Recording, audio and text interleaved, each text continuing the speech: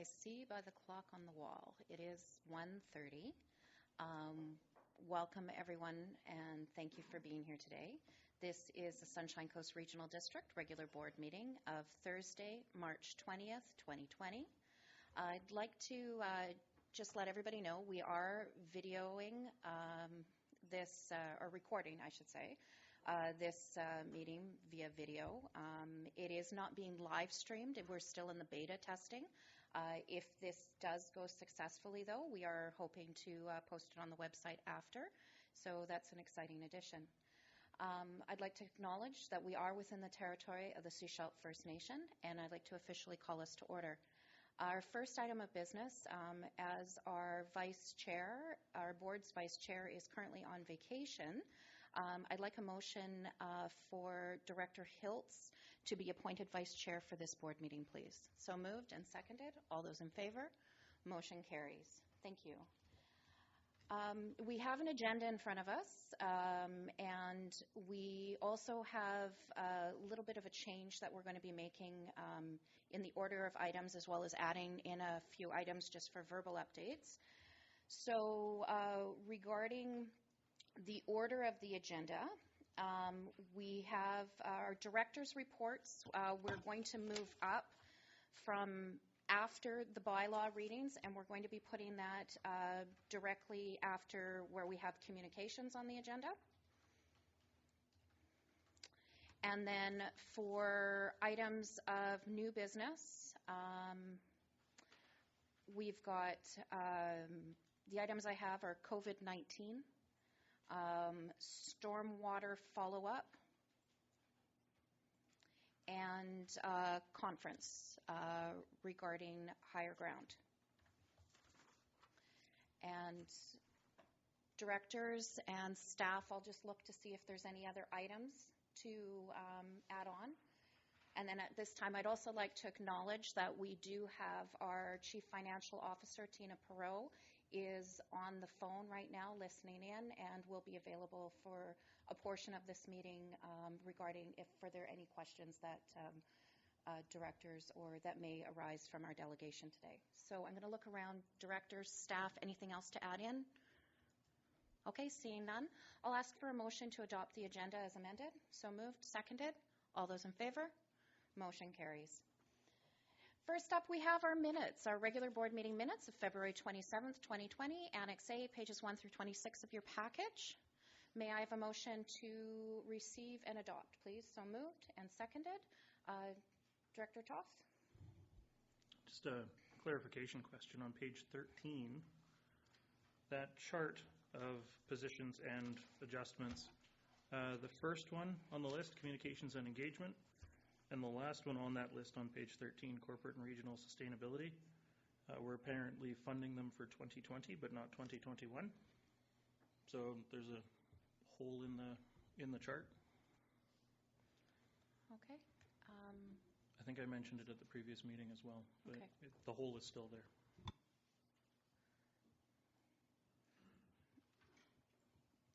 Okay. Over to Mr. Parker. Thank you for the question. The reference there is in regards to positions that are partially or prorated during one calendar year, one fiscal year, and the funding then continues. So it is addressed that way for partial funding throughout the year. It does carry on through the subsequent years, though.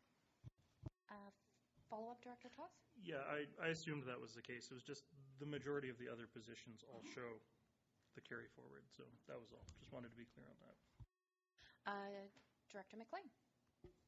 Okay, so just to help with my understanding, given that the first position has no budget in the second year, these are only looking at increases. So, for example, if we go to public transit service person, it's $26,000 in the first year, and then $26,000 plus $34,000 in the second year for the total cost. Because this chart just outlines increases, not the total cost. Over to staff. Thank you, Chair. I think the number in 2020 represents what we forecast to be the prorated amount for 2020. And the amounts that will increase, so for example, if we look at 310 public transit service person, $26,080. In 2021, that position is actually $34,772 going forward.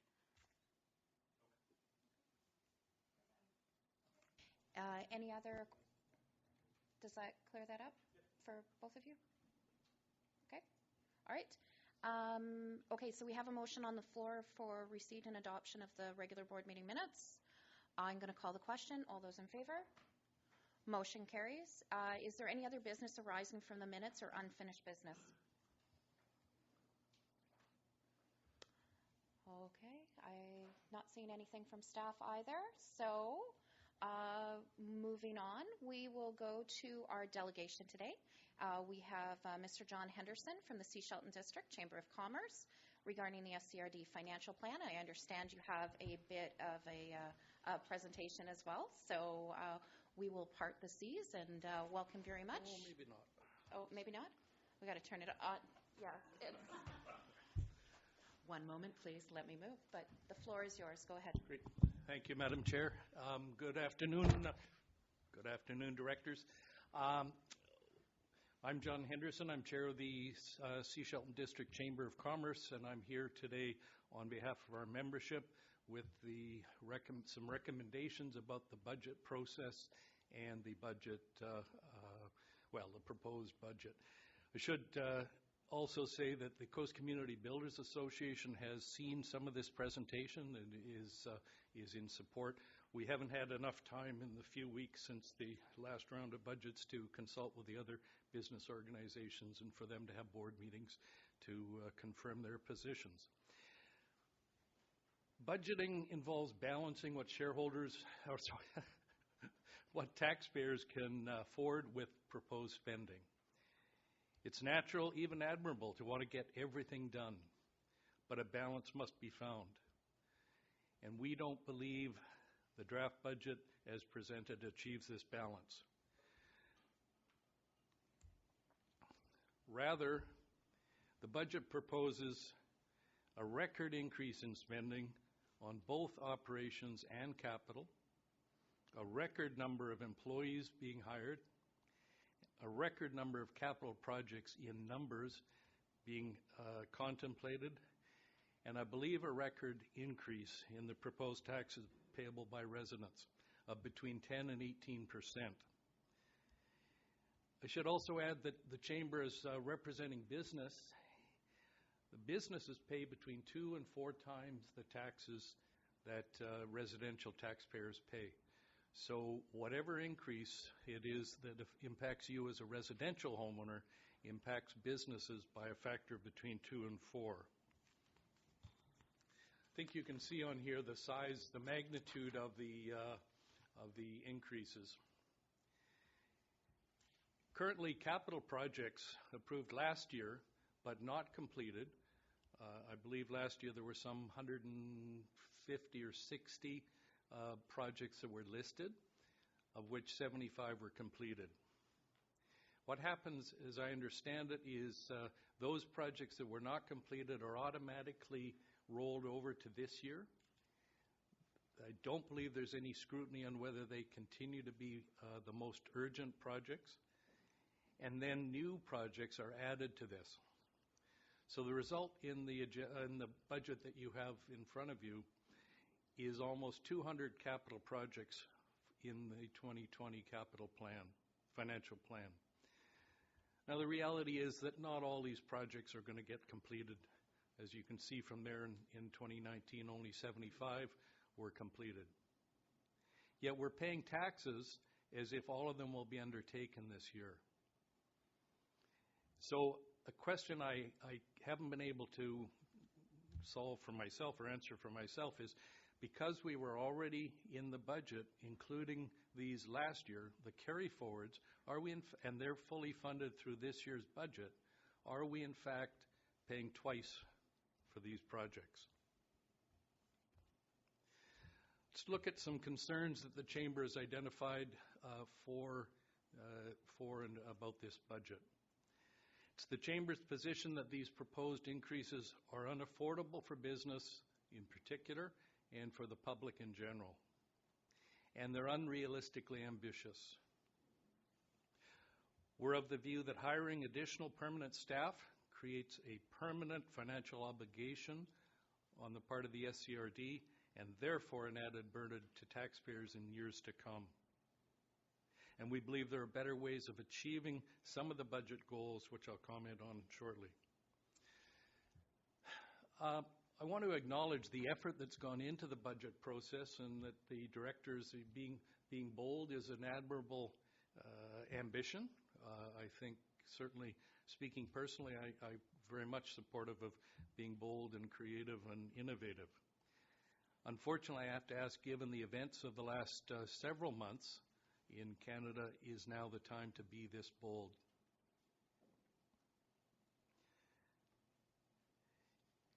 I also would raise in point 4, is it appropriate to produce a capital plan that is unrealistic? Does that in fact help staff and motivate staff when they're faced with an overwhelming number of projects to be addressed? Curious, I didn't see anything, and we didn't see anything in the research we did that challenges the current staffing levels and total spending. In fact, it seems to be more a case of taking projects and adding from what we did last year to simply add things to it. You may be interested to know that we ran a search of the various reports, and we didn't find any reference to reducing or decreasing proposed spending. A healthy budget process, well, I guess, and that raises the question, were reductions in the status quo actually contemplated in this process? A healthy budget process involves not just adding new things, but assessing which of the historic activities can be done more efficiently or perhaps not, or are not as necessary as they may have been in the past. One of the people that approached us in the last couple of weeks was very adamant. I guess they were at one point part of the staff of the SCRD, and they pointed out in their time there was a regular but every 3-year approach to challenging staff to reduce the core budget. So about every 3 years, the way it was related to me, they were given a challenge. You must reduce your core budget by 3 or 3.5% and come back with that, which they apparently did. So again, my question would be for you as the board, was such an assessment taken or done in the current year? I have to say we were surprised that in your agenda package today, there's no staff report on the budget. You're presented with, I believe it's some 43 pages or something, 40 pages, I beg your pardon, of charts, of spreadsheets, but there's no responses, for example, to our questions raised in our letter of February 25th for you to consider. It seems you require more explanations and documentation for grants in aid for small amounts than you do for millions of dollars of spending. Now, the enthusiasm to get the budget process finished is admirable, but we suggest there are questions that first need to be answered. For example, do you know what the impact will be on next year's taxes from the decisions you're making this year? The 5-year summary plan that you have in front of you, if you look at 2021, the taxes go down. I wonder if that's actually a valid expectation on the part of the public. I said earlier in terms of the employees and recruiting that I'd come back to it. The Chamber is very much of the view, very strongly of the view, that we do need to look at contractors for some of the initiatives that are being contemplated. We commented on this in our February 25th letter, and I think it should be obvious when you need a specialist, you don't necessarily hire somebody to come and work for you full-time. If you need a specialist in a medical situation, you go to somebody who spends all their time dealing with that specialty. And so particularly with capital projects, the role of world-class experts who spend their whole life doing this is something that is very important, and we strongly encourage the board to contemplate that in terms of any initiatives to recruit new staff. Recruiting FTEs builds layers of management, which more often than not slows down progress on completing projects. While it sounds a bit contrarian, you can often get more done with less people. Turning to the proposed tax increases, I've already said we suggest the tax increases at 10 to 18% are not affordable for our members or for the general public. Whatever increase the board decides is warranted, we encourage you to declare what specific amounts of that increase are in effect one-time surcharges. Perhaps there's been reference to catch up and to achieve things that maybe were not done in the past. Well, what things would the increase this year, which of those are one-time increases?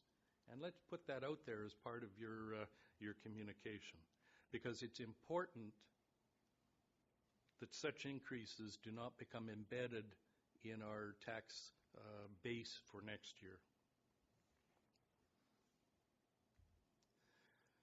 Turning to the Chamber's specific recommendations, there's, I think, the key thing we wanted to mention, under the Local Government Act, we understand that there's a March 31st deadline. However, and we've verified this, you in fact can go longer if you need to. There's very little in the way of sanctions if you need a little extra time. And we think in the circumstances that some extra time may be warranted, and is certainly will help lead to better decisions. Here there are a number of ideas of things that we hope that you will consider, take into account. The first is to really understand why, the benefits, I suppose. Why is it good value to spend $6 million more than you did last year and hire 15 new people? I think, or we think, you need to revise the capital projects plan to give staff direction on which items are most important, and which ones you expect them to complete within 2020. We think it would be very helpful to understand the impact of, instead of working from this is what we're spending and therefore the result is the tax increase, what about saying, here's the tax increase of whatever, 3%, and challenge staff to come back and say what would they do and what would change in the way that the regional district is operated with a smaller increase. We also think a comparison of service levels, headcounts, and taxation per capita for the SCRD with other regional districts would be very useful. Now, I'm very aware regional districts are all over the map. Some provide transit, some don't. Some provide recreation, some don't. So there would need to be some equalization. But again, throughout this presentation, you've heard value for money, good value. Is it the best solution? I think this would give you some confidence that you're on the right track. We encourage you to consider implementing an annual infrastructure levy. I acknowledge the District of Sechelt did this after my time, I might add. And the idea of this is to start putting money away, to start saving some money to defray future infrastructure costs, because we certainly agree there's a lot of requirement for infrastructure replacement, upgrades, and even repairs. And finally, something that I believe the town of Gibsons is looking at is a I'm not sure what name is proposed, but a committee of experts that will provide some input to the council in this case on matters of budgeting, operations, accounting, how to finance projects, and the like. And we think that's a very appropriate thing. So it's clear, and we understand you're facing numerous infrastructure challenges, and we respect your desire to increase the level of services provided.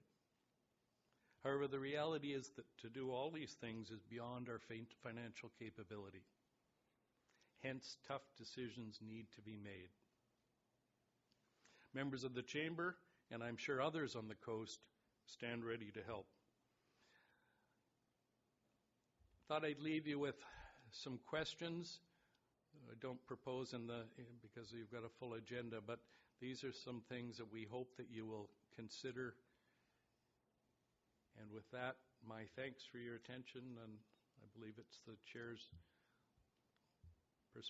prerogative to say, are there any questions?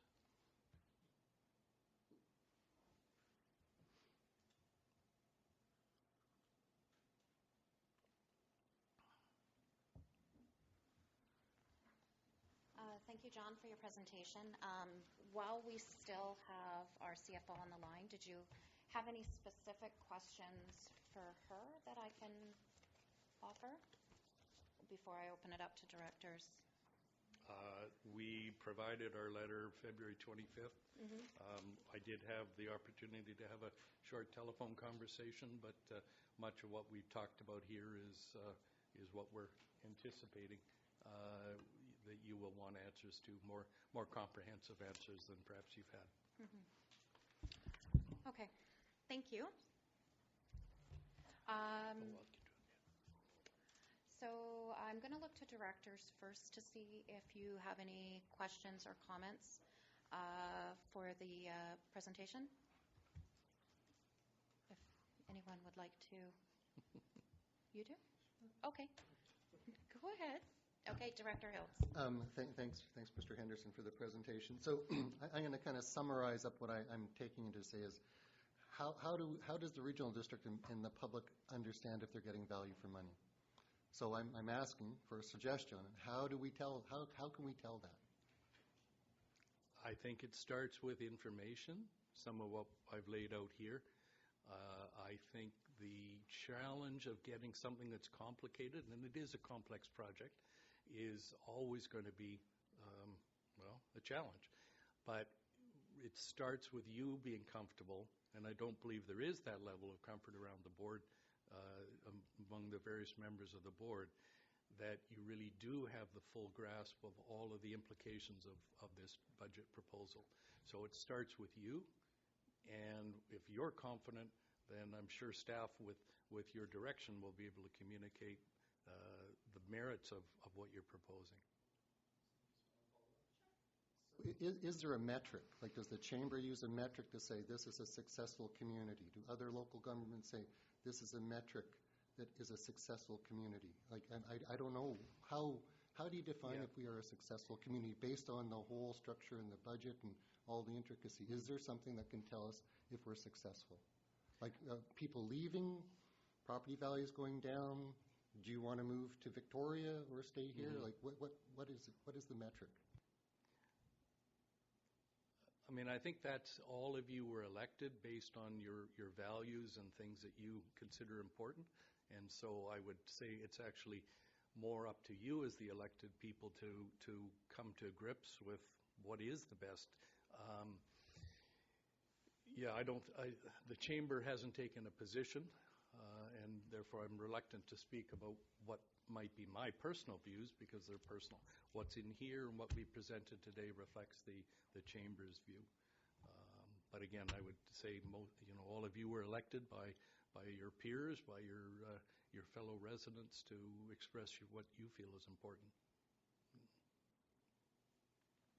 So one question I did have is your presentation is broad, taking the whole budget into consideration. Are there any specific line items that within our budget that you'd suggest that maybe the board not should not have considered as part of our budget process, either round one, round two? Is there a specific one? Because Well, there's no specific one. I think the approach that's been taken, and with respect, it's been taken for some years, so it's no surprise that we're in this position. But when you do a bottom-up approach of adding and adding and adding, you've got to step back and look at $6 million of spending. Are you getting good value? And that's the question. You need information, I suggest, to make that decision. Hiring 15 people, again, a record number of recruits, yes, there may be good reasons for that, but we, as the chamber, we say that is not, it cannot be good. It cannot be good for the reasons I've mentioned. Mm-hmm. So there is no one line item. This is part of the problem with the process that has evolved over the years. You have several thousand, perhaps, line items, mm-hmm. and there's no one. But your job, I suggest, is not to focus on individual items. That's management's responsibility. But when we do, and this is my perception, having sat through now my second round or my second year of budgeting at the regional district, is we do go through things line by line, and we approve, and we look at the carry forwards. We look at everything line by line, because that is how a regional district budget is done. It's different than a municipality where you can have items that you can move around a little bit more, whereas the regional district, it's very much, it's siloed within each function, within each service. So, so that's why I question, there's certain, this isn't an easy budget. It's momentous. It's massive. We're not, I don't think anybody here would, at this table, would dispute that. It has not been an easy process. And, but the reality is we've heard from the community, including from your organization, that the SCRD has been slow to move. And part of the reason we have been slow to move is because we haven't had the resources. And we're looking at, this is part of what went into our budget process, part of that went into our community consultation last year. We know we have issues with landfill. We have water issues. Chamber's been very vocal about that as well. We need to see more movement on water. We need to add more projects in. And we're looking at those, and we're bringing those forward as part of this budget. We know that this is going to be a multi-year plan. You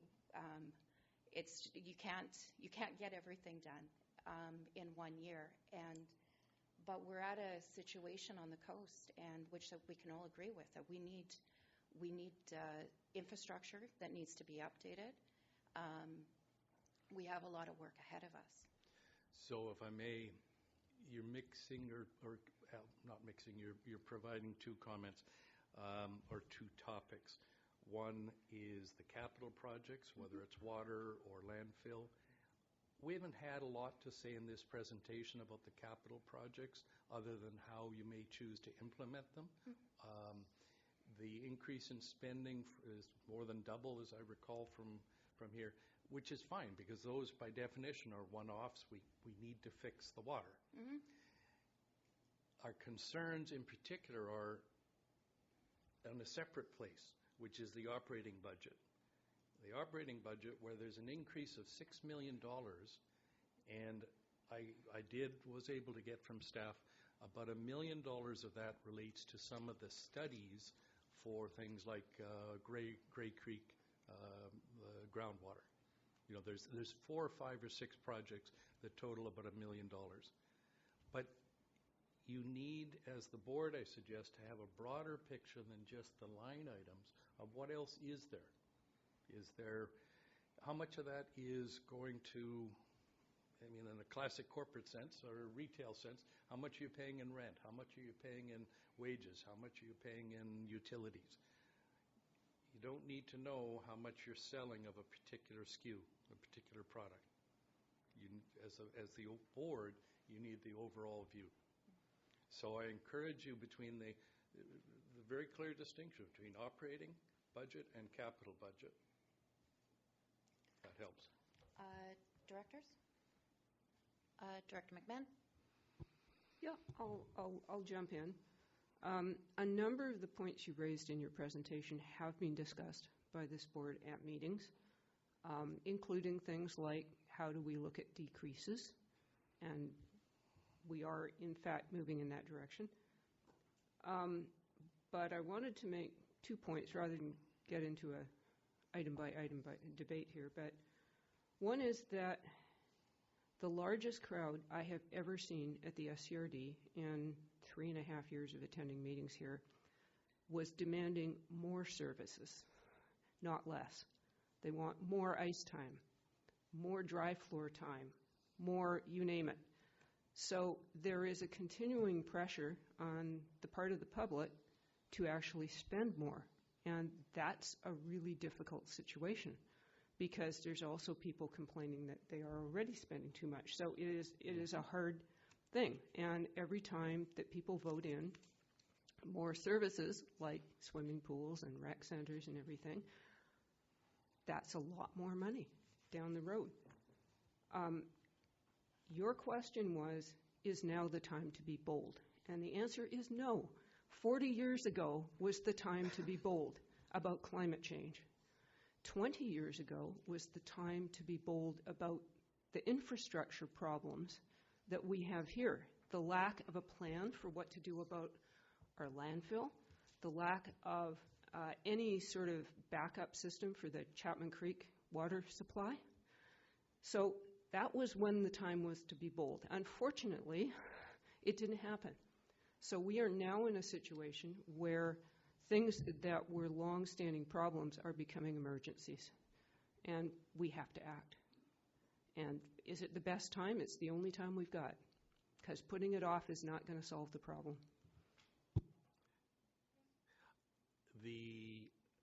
My response to that is, again, those are capital projects, and I think that we, as the Chamber, support the initiative to address water, to address some of the other major, and I agree with you, with the great benefit of hindsight, a lot of things should have been done a lot sooner.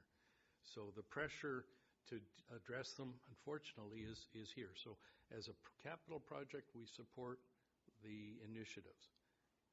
But the operating expenses seem to be simply going up by record amounts, and we don't see the value that the taxpayers are receiving. I've got Director Howard and then Director Lee.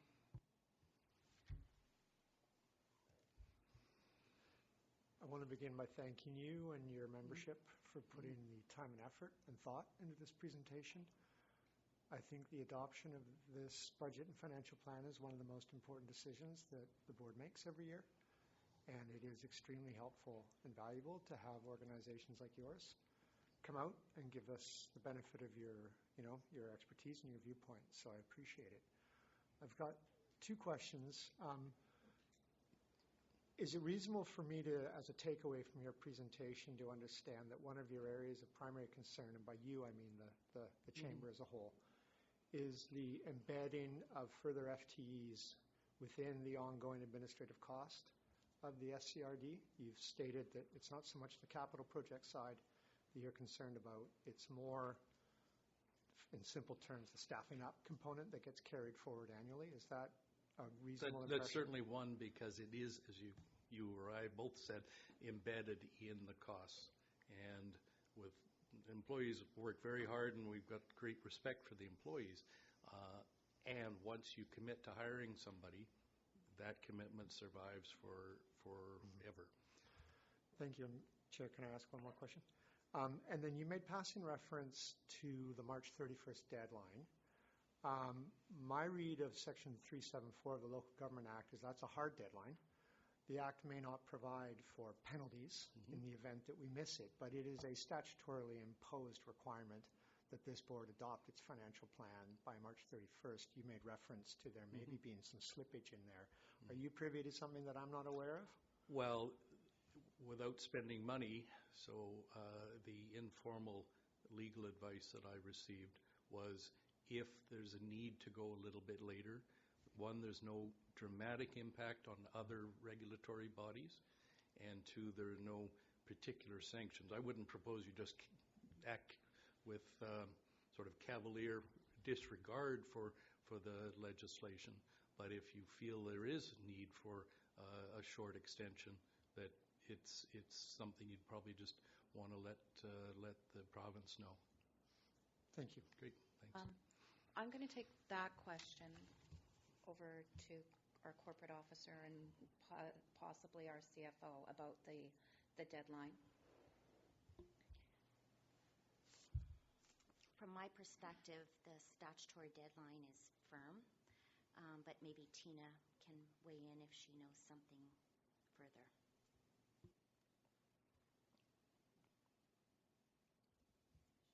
She's muted. Tina, are you there? She's muted. Yes, I am.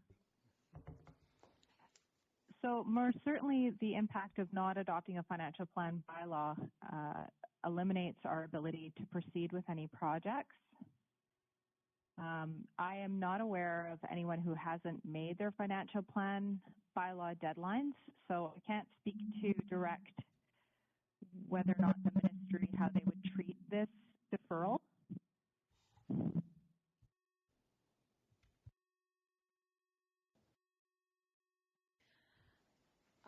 Okay, so I have Director Lee and then Director Toth. I was interested in the comments that you can separate capital and operating. First off, some of your people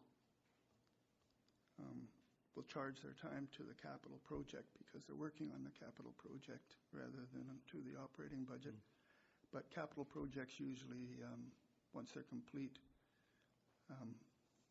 you end up with a larger capital cost to operate that particular item that you built. So you build more bigger water infrastructure. You need more people. You build a. So I don't believe that was taken into consideration in the past, and we're suffering from not having enough people to operate our existing infrastructure. And if you look at the staffing increases, a certain number of those are for that purpose. Things like bylaw infractions, operating the plants, meeting the new government requirements for operating your existing wastewater. All of those are in the budget as well.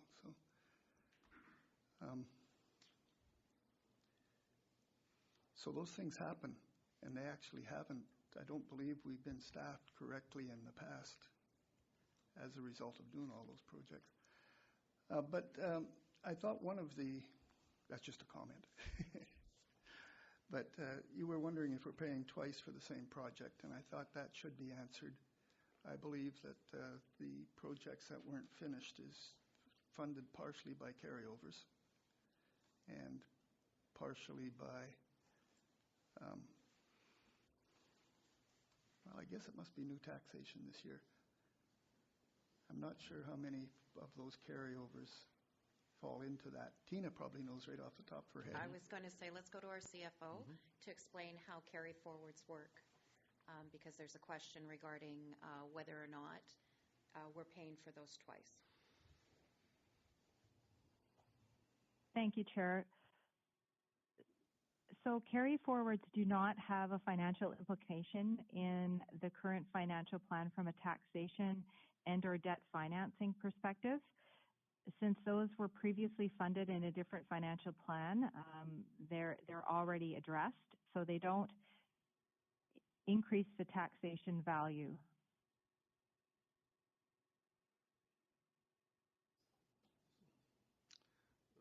I understood that to be true. I just wanted to make sure I had it right. Thank you.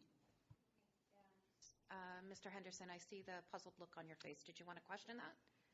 I do, but it becomes very detailed, and I think it's something that probably is best taken offline. The issue of if you're carrying forward taxation from last year, the revenues to pay for carry forward projects, then is that in the 22 million of taxation revenue, is that extracted from last year's tax and put into this year? Like, how are they balanced? Tina, can you? So Yes, I can. Okay, please. So in the case of a carry forward project that was funded through taxation, those funds will not be taxed again. They will be placed into appropriated surplus or reserves and then placed back in to fund the particular project, whether it's operating or capital. Madam Chair, I can go on a while on this, but let me try and work with your staff, because there's something in the way that the information is presented. As I understand it, the full capital projects, including carry forwards, are in the summary plan that you're looking at third reading today. So that's the total, including carry forwards. I don't see where the tax revenue, the 22 million, I believe it is, if there's that must include the carry forward amount. Like I said, it gets to do this verbally and without whiteboards and stuff get a bit complex, but I'd certainly be happy to try to understand it better by talking to the SCRD staff. Director Toth? I just wanted to chime in that I can't find the information offhand, but I am 90% certain that at least once in the last 10 years, the District of Sechelt has had to request an extension to its May 15th deadline. That deadline's set through the Community Charter rather than the Local Government Act. But I would imagine that legislatively, municipal affairs would probably grant extensions. Like, I can't see why they'd say no. So. Okay, I'm going to look to the directors for any other questions for our delegation. Okay, seeing none, thank you very much for your continued advocacy for the business community of Sechelt. Thank you. And district. And sorry. Sechelt and District Chamber of Commerce. Thank you. Oops. Okay. Uh-oh, I think I just... Okay. No. Sherry, can you turn that light up off? Oh, thank you, Tara. It's a little blinding to be looking into a blue light at the back of the room. Okay. Okay. So we're going to move on. The next items on our agenda are reports.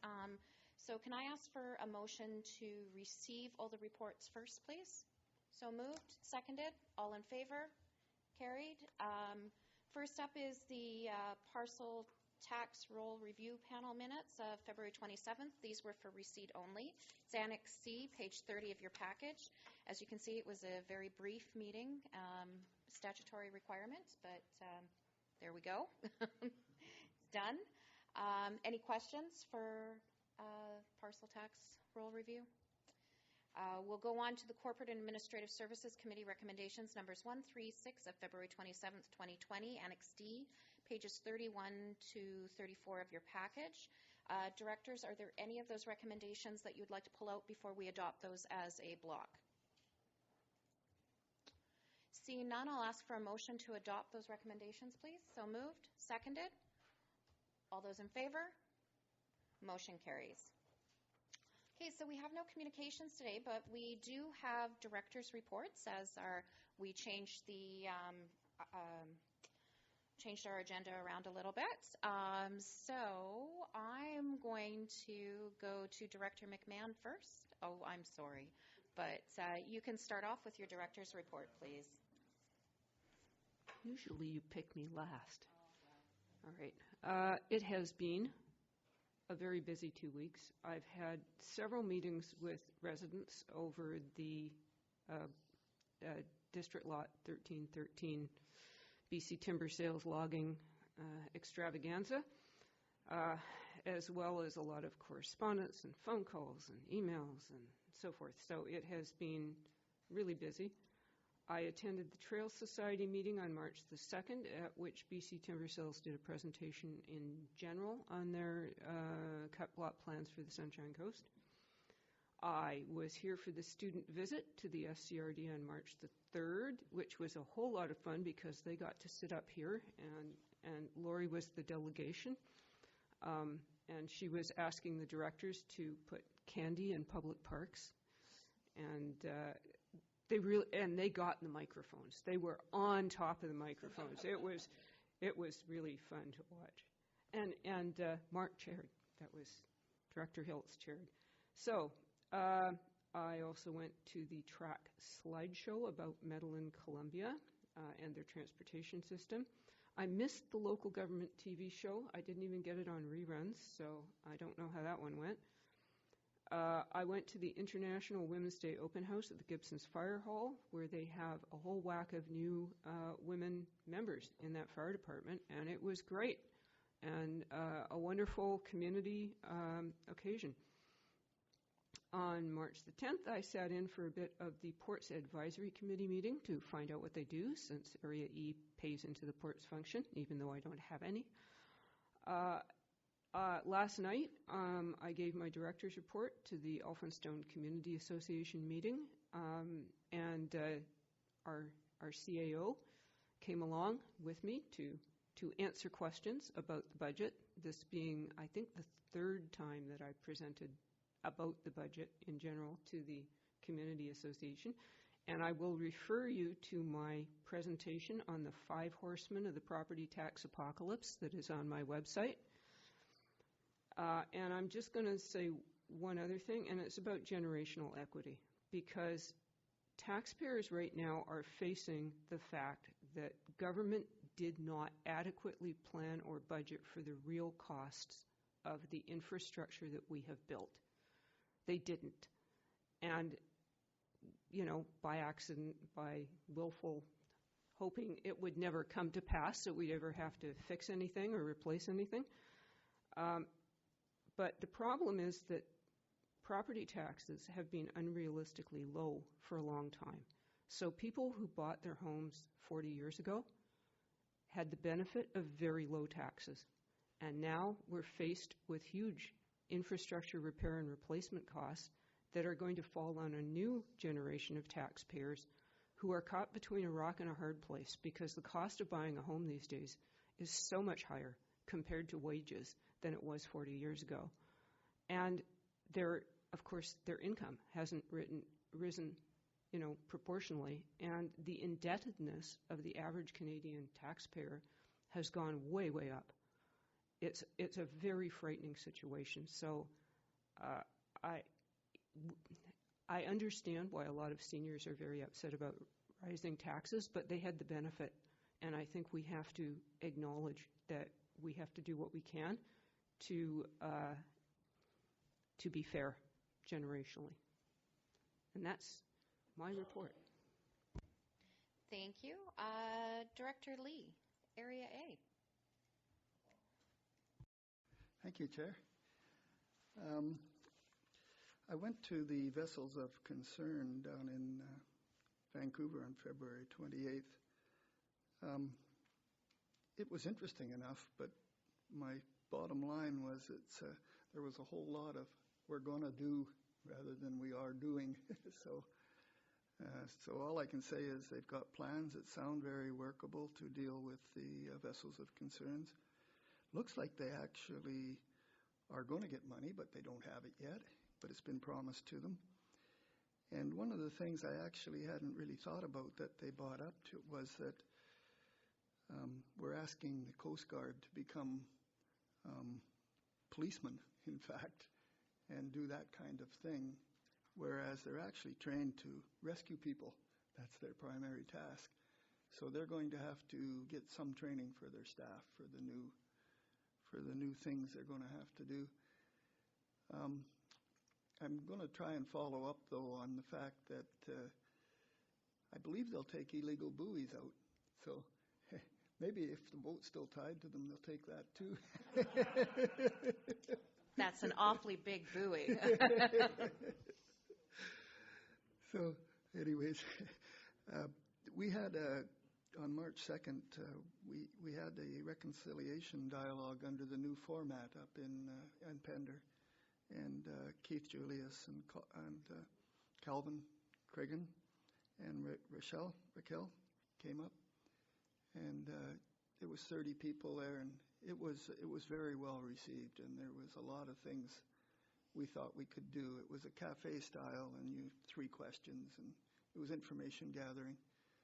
And hopefully what comes out of it is we can have more First Nations events in Pender, and we can do a little celebration of our history. And it looks like that might happen. Hopefully things like April Tools, Pender Harbor Days, May Day parades. It's all things that we like doing. And on March 3rd, the École du Pacifique. Oh, that was great. The kids came in, and they were so very serious, and they got behind these microphones, and they figured out what we did pretty quick. And they were very orderly. Mark had those directors in line.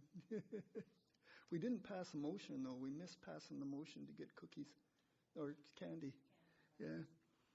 And the last thing is I went on March 8th. I was Heritage Center AGM in Egmont, and I went through the Heritage Center, which really is a museum. There's First Nations exhibits, and then there's early history of Egmont, talking about the people that were there, what they had done.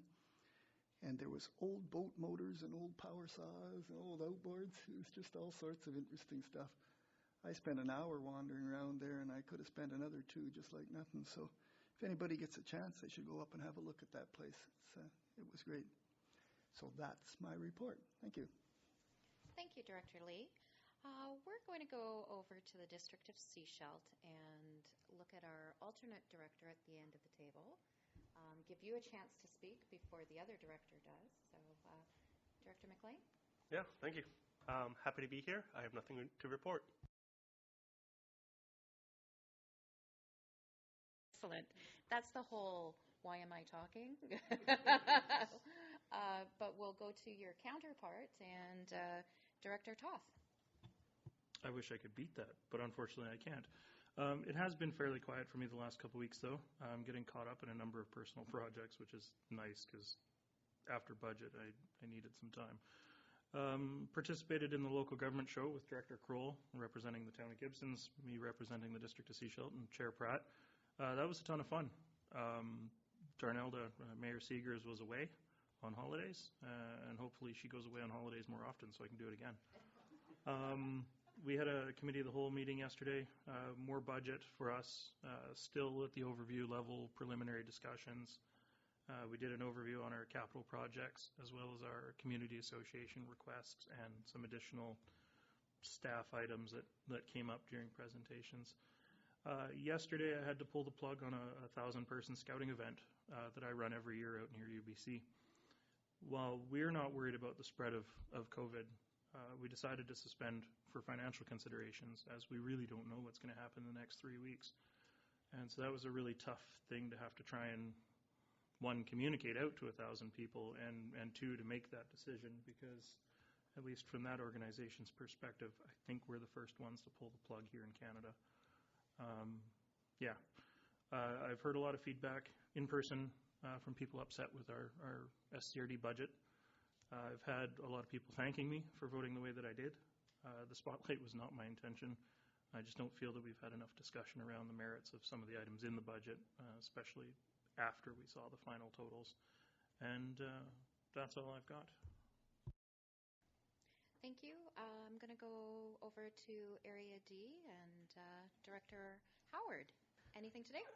For better or for worse, in the course of preparing for this meeting with Andreas, we focused on other matters, and I'm not able to provide a report on his behalf other than to state that Roberts Creek is still there.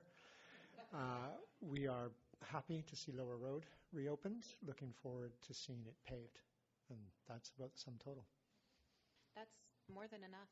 At least you're still there. That's rather not floated down into the salt chuck. Director Hiltz. Thanks, Chair. I've improved my hand washing hygiene significantly in the last week. And one of the things as I watch the water go down the drain for the 20 seconds that I'm going, how much water is going down the drain? And are we going to have enough water in the summer? That's what I started to think about. And which brought me to the role of water in public hygiene and how important of a resource it really is that it's going to play a critical role in keeping us all healthy as this pandemic unfolds, I think.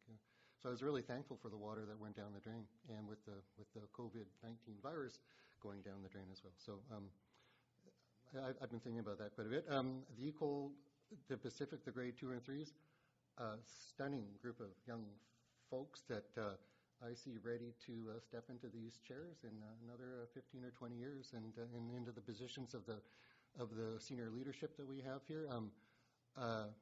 And the idea of lowering the voting to 16, those grade 2 and 3ers made me think that I think we're on the right direction. You know, they've got a lot of great ideas, and you just got to figure out how to listen to them. And I did a lot of listening. In the last week, March 5th, my email box started to fill up. It's never filled up so quickly, and it's still full, and I have to apologize to people who I haven't replied to.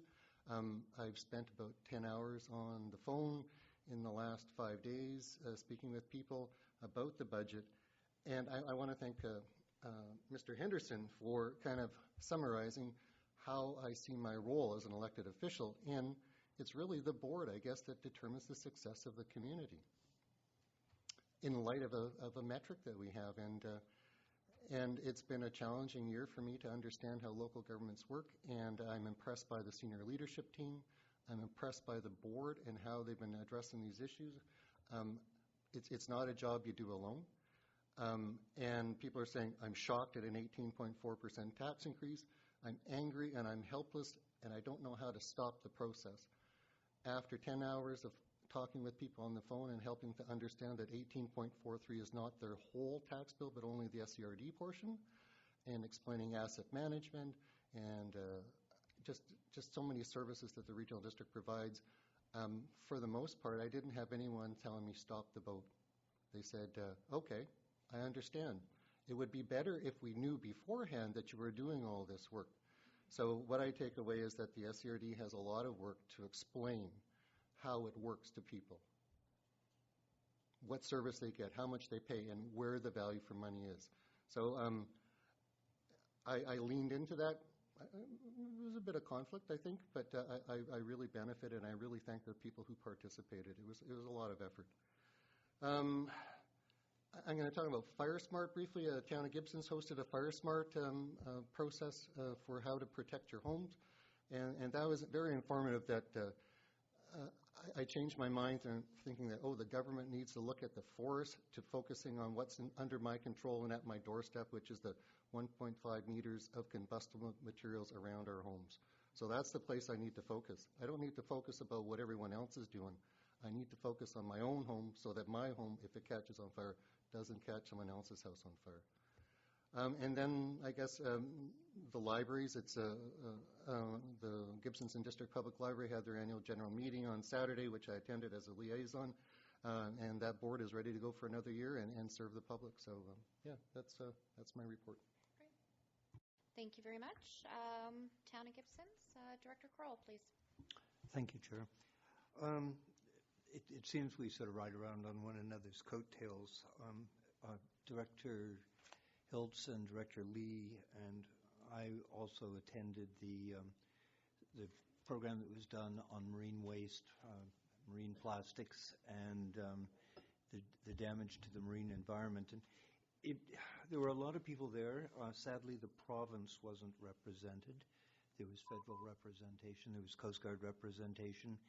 And what became blatantly apparent out of the exercise was, we can commend people for going and cleaning up beaches and, gathering 47 totes of garbage off the beach.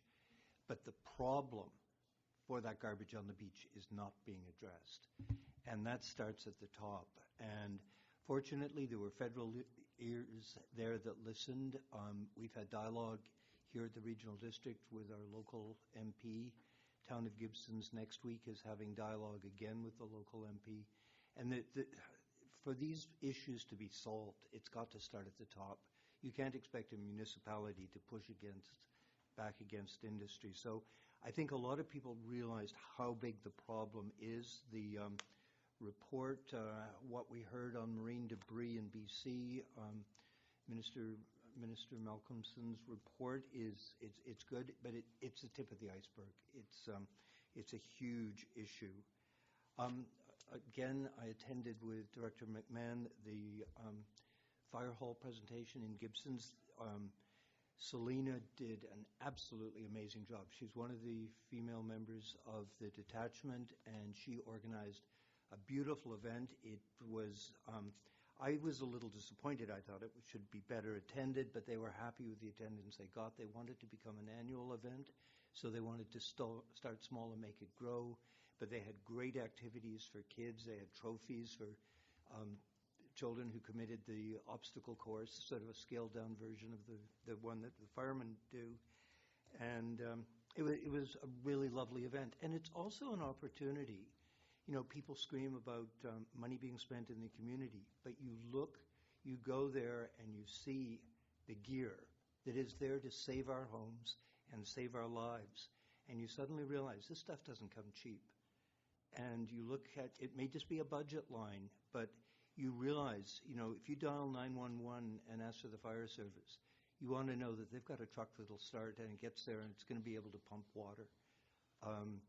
Last night, as Director Hiltz mentioned at the FireSmart thing, you know, the 1.5 meters thing is critical because as Rick Ruth pointed out, in areas where there have been massive fires and 600 homes are lost in an hour, calling 911 isn't going to save you. They can't respond to 600 homes on fire.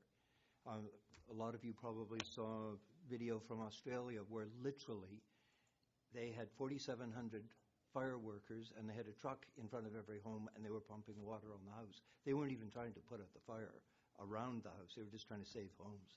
We don't have that capability. But I have great respect for our volunteer fire departments and the work they do. The FireSmart, there's a new booklet out. BC Fire Service or the FireSmart people have responded.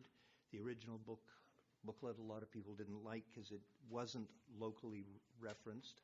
It's been updated, so it's local references now, which is helpful.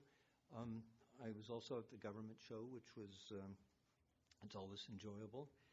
Town of Gibsons, we've also been wrestling with budget, and as Director McMahon mentioned earlier, you know, the bold statement is very real. We're dealing with issues that should have been dealt with a long time ago, and you know, I campaigned on I don't want my taxes to go up. I bought a home 30-some-odd years ago or 20-some-odd years ago, and my taxes were like $600 a year. They're now over $3,000. You know, when you suddenly get on this side of the desk, you realize, whoa, you know, we've got this stuff to deal with, and where's the money going to come from? And we're a small community. And I'm talking about Team Sunshine Coast, not just the town of Gibsons or the individual areas. You know, we're passing through here, and I would be ashamed to pass on to my grandchildren, if I had them, a mess. And if we don't act now, it's exactly what we're going to do. We're going to pass on a hideous mess to future generations. And I personally don't want to be responsible for that. Thank you. Thank you, Director Kroll. I'll finish off the director's reports.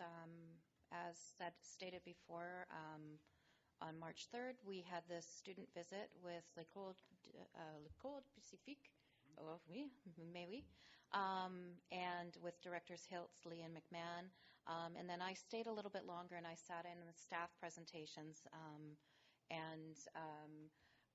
Who knew that some of our staff were bilingual? That's fantastic. Yes. Oh, yeah, it was really neat. The students were so engaged, and it was lovely to see. And so I'm so thrilled to see between this this event, and then about a few weeks ago we had the young women in to learn about science in the SCRD. So I think that's great that we have we have students coming in to see more and learn more about what we do.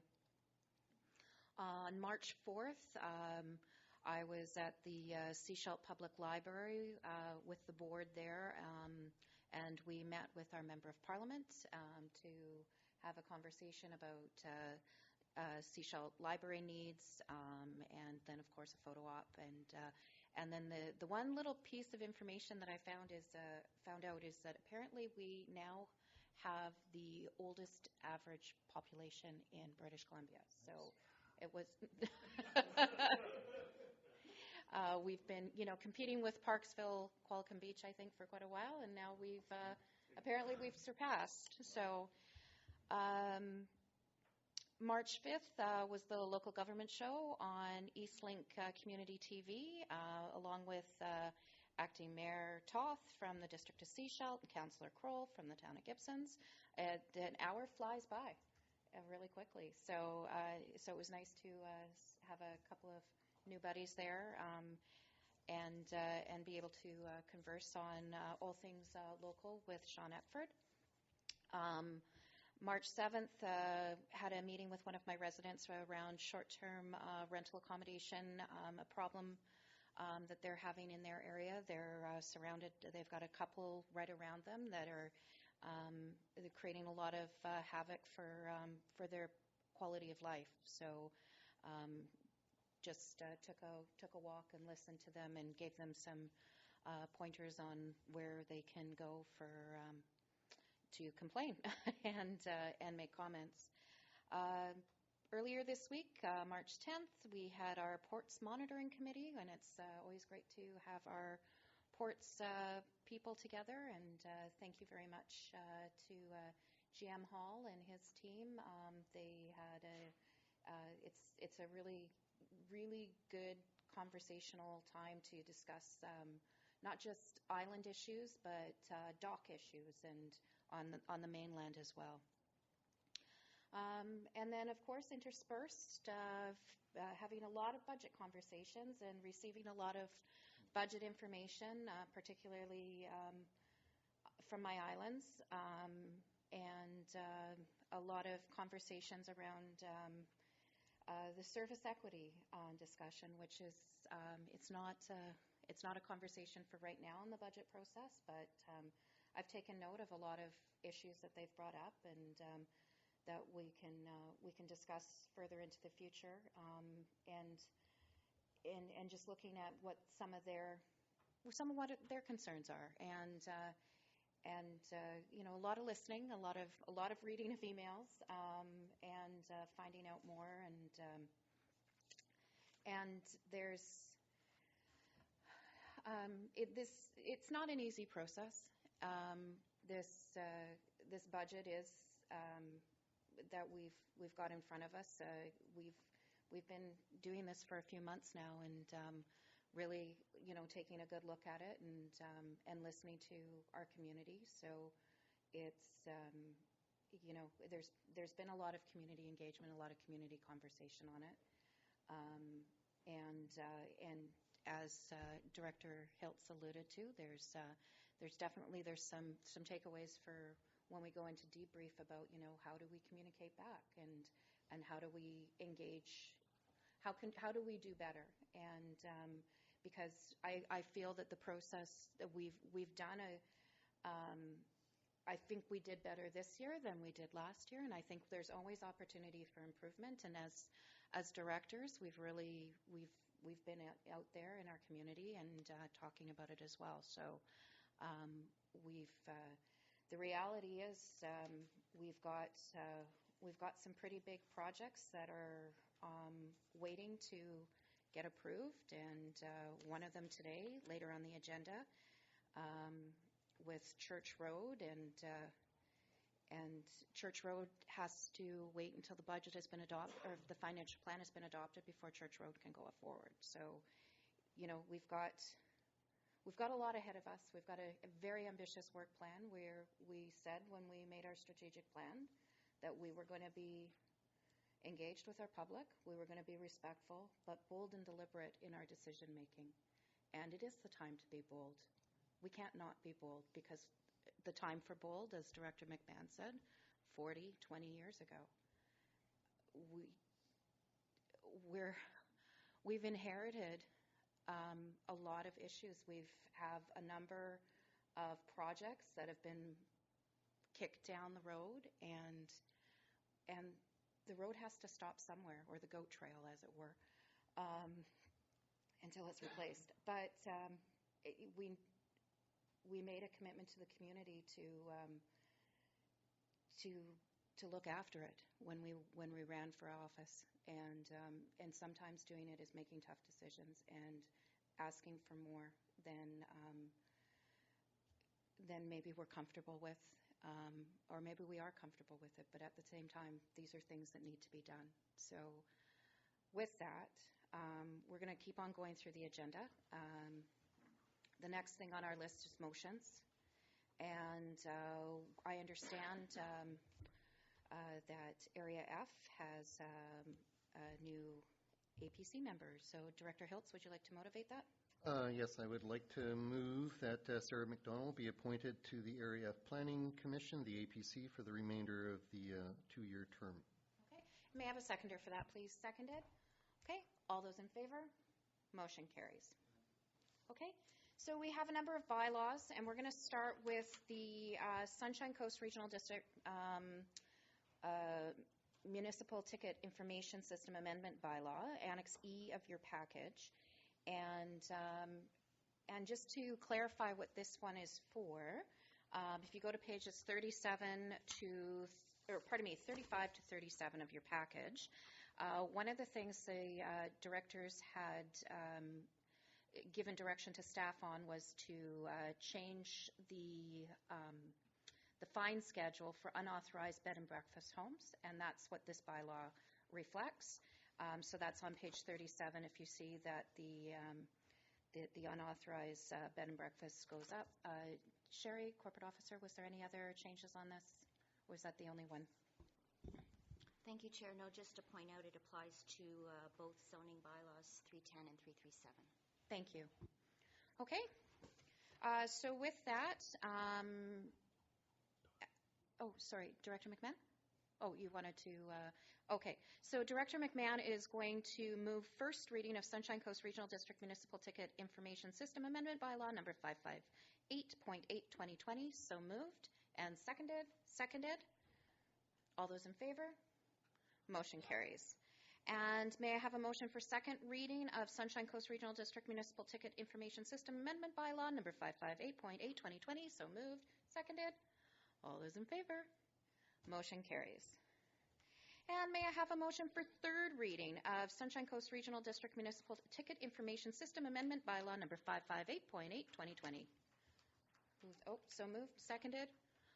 All those in favor? Motion carries. And I had a question for the corporate officer, because often when we see these amendment bylaws and these charges come through, we often do 3 readings and adoption at the same time. And so I asked the corporate officer, why not adoption at this time? Thank you, Chair. So yes, the regional district does have the ability to adopt a bylaw at the same meeting. It gives 3 readings, except of course if the bylaw has to be sent for minister or elector approval. However, even though that is optional for us to go forward with all 4 readings in one meeting, it is considered best practice to leave at least one clear day between third reading and adoption, just to give time for careful second thought. So, okay. Yes, Director McMahon. And so at the point where we do pass adoption, do the new fines take effect immediately? Thank you, Chair. Yes, as soon as the bylaw is adopted, it is in force and effect. Great. So next item on our agenda is Sunshine Coast Regional District Bylaw Notice Enforcement Amendment Bylaw number 638.9/2020. Motion for first reading, please. So moved and seconded. Seconded. All those in favor? Motion carries. And may I have a motion for second reading of Sunshine Coast Regional District Bylaw Notice Enforcement Amendment Bylaw number 638.9/2020. So moved and seconded. All those in favor? Motion carries. And for third reading of Sunshine Coast Regional District Bylaw Enforcement Notice, Bylaw Notice Enforcement Amendment Bylaw number 638.9/2020. So moved, third reading. So moved, seconded. All those in favor? Motion carries. Great.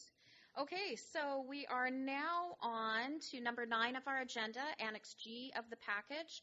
And this is, we're looking for third reading and adoption of the Sunshine Coast Regional District Financial Plan Bylaw number 724/2020. So Annex G, pages 43 to 83 of your package.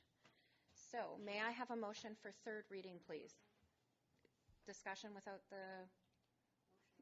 Yeah. May I have a motion? So moved and seconded? Seconded? Okay. And Director McLean? Yeah, thank you. So I'm obviously new to this discussion, but I believe that that is an opportunity in itself. I haven't participated in the strategic planning. I'm not aware of any of the discussions that happened in closed meetings. I think this is an opportunity because I have the same perspective as the public. I've seen the exact same information that the rest of the public has seen. So there's been no information made in this budget about why we need a 4-person strategic initiatives department. Why do we need a multi-focused department for the next 5 years, for the next 10 years, and beyond? When we create a new staff position, we need to ensure that we will continue to need that staff position in perpetuity. The water crisis is now, and we need to get staff support now. I sure as hell hope that the water crisis is not continuing in 5 or 10 years. If we want to get that capacity now, we need to do it in a flexible manner. Creating a new 4-person department out of the blue is not the right way forward. If we want to create a new department, we should slowly scale it up to ensure that it is effective. Otherwise, we should farm out the work on the water file to professional consultants who we can dismiss once we are over the hump of this crisis. Okay. Directors, I'll look to other directors. We're Director Toth. What he said. I mean, I've been opposed to it all the way through. My opposition is largely around the Strategic Initiatives Department, or whatever title it's got this week. I don't think we need 15 FTEs all at one go. I think they should be phased in. And yeah, I will be continuing to be opposed. Okay. I'm going to look to other directors for any comments or questions to the motion on the floor. Director McMahon? I'm sort of reluctant to go over ground that we've already been over before. However, I will say that I think that the governments on the coast have often fallen victim to consultants from the city who have been parachuted in to write reports, and we end up with reports and plans that do not take into account local situations or rural realities. We have an emergency plan that has a section on dams, and the risk associated with dam failure. And the only dam in that report is Clahome, because the consultant didn't actually know that we had a Chapman Dam and an Edwards Dam and a dam on Rainy River and a dam up in Area A. So while there are times that, of course, we bring in expertise that we don't have, it's also very important to build capacity within our own organization. And I might also add that when we build our capacity here, the money is staying in the community. It is not being spent on consultants from, Calgary and other places. So in general, I'm pretty comfortable with it. It's a big ask this year. I know it is. But we went through this in excruciating detail, and I'm ready to move forward at this point. Any other directors? Director Kroll? I'm sort of on board. I know optically it's really difficult to suddenly see these new positions appear. Director Lee referenced earlier that we are aware of the needs. There's going to be infrastructure created, and we need to have people with feet on the ground who are familiar with it and can look after it in a sustainable manner. Bringing in a consultant who writes a report and we do something, and now everyone's running around with looking for the manual on how to fix it. There's been, the interesting procedure with budgets is the chairs out here for weeks sat empty. And then the bottom line appears, and, we have budget reviews and we talk about things. And the same thing happened in Gibson's. We had week after week after budget meetings. The staff prepared a brilliant report on the budget. We hosted 2 sessions. The mayor went out on the street and grabbed some people and brought them in, and they very politely sat through the presentation. And afterwards he said, well, what did you think of the presentation? And they said, well, we don't really care. We don't live on the Sunshine Coast. We're just visiting. That we figured when the mayor came out and grabbed us, we should at least follow in. But nobody reacted until the bottom line appeared. And, we've been criticized for not providing information, but staff, we had 500-page agendas during the budget with reports on why we needed this. We've got staff that, have a track record. They've provided information to us. We've had outside information come in. I think, we're at a point where we really have to act. The 15 positions aren't going to suddenly appear overnight. They're going to have to be phased in over time, because you can't just phone up, dial a person, and have competent staff arrive on your doorstep the next morning. It's going to take time. And, it's been reflected. If the money isn't spent this year or completely this year, it'll be carried forward, and, we won't be faced with it next year, or it'll be a lesser amount next year. So I think it's time to act. Put you on for second round. Director Hiltz. Thanks. That staffer forever, I've thought about that.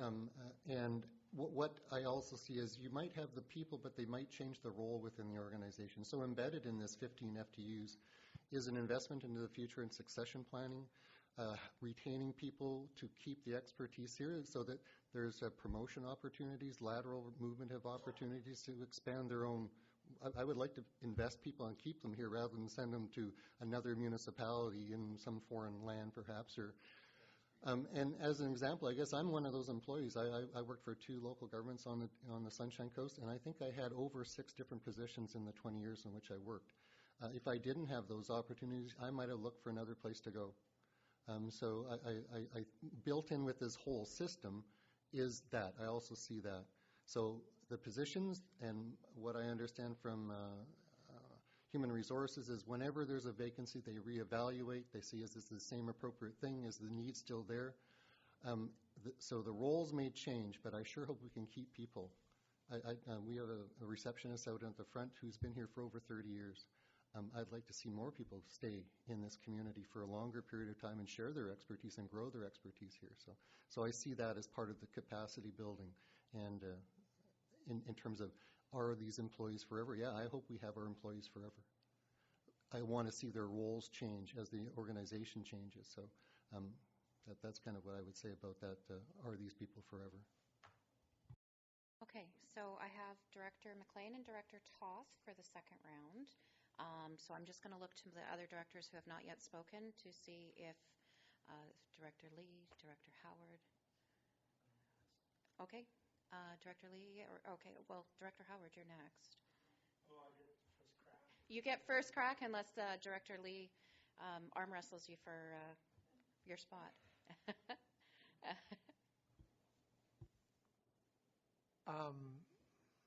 I too have parachuted in as an alternate director, and when I realized that I had to cast a vote on this matter, I said, oh, bloody hell. But I'm pleased to be here because, as an overarching comment, I am so impressed with the level of attention to detail and civility and input and participation in the process of making these decisions that I'm being part of.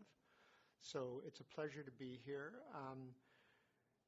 My impression is I have not heard objections to the capital projects, and I have not heard objections to the incremental increase in staff in various technical positions. What I'm hearing is concern about, as Councillor McLean put it, essentially the creation of a new strategic department, and I recognize that's a characterization, not necessarily what's being done, but it is the addition of staff who are either have strategic in their job description or are tied to that function.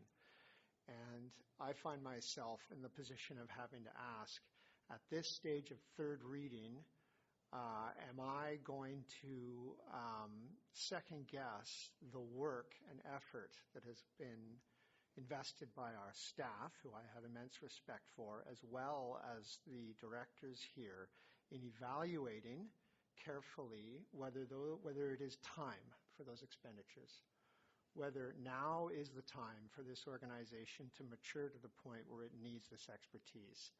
And my understanding is we are at that point. My understanding is that our staff are overworked in many respects and that we cannot continue to ask them to add new tasks and expand their desk and come in more on the weekends, and that it is time for us to invest in the resources needed to take on the projects which have been identified as necessary, both in the near and medium term. And I say that after having listened with open ears to everything I've heard today, and I can tell you that I didn't know how I was going to vote on this thing until right now.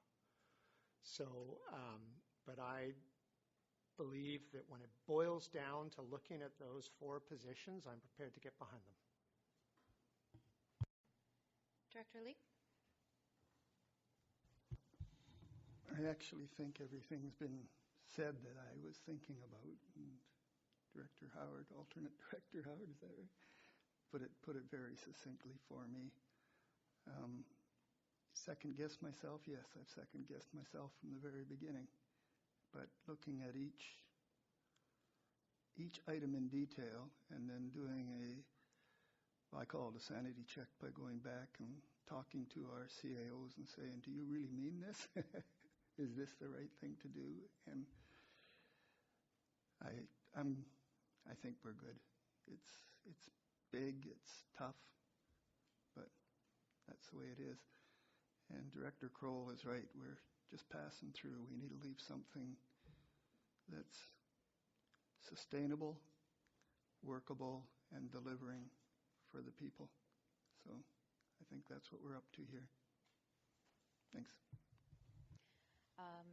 So I'll add myself on for the first round, and then we'll go to our second round. I've got Director McLean and Director Toth.